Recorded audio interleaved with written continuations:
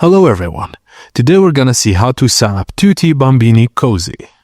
Firstly, take all parts out of the carry bag and lay everything on a clean, flat surface. Open the folding frame by unfolding the main structure until it clicks into place, and attach the legs to bottom of the crib. These usually slot in and secure with a click or screw. Fit a storage shelf between the legs, optional but handy for nappies and essentials. Now place mattress inside the crib on the base and make sure it's flat and sits securely in place. The Cozee has 6 adjustable height positions on each leg.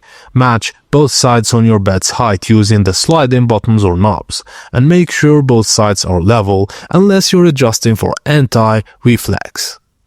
Unzip and fold down the side panel facing your bed and secure the crib to your bed with the included safety straps. These prevent gaps and movement.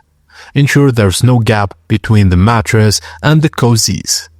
You can raise one of the crib by adjusting the leg or higher level than the other. This slight incline helps babies with reflux. Always ensure all clips and zips are secure before use. And that's it guys, thank you for watching and please don't forget to like and subscribe for more.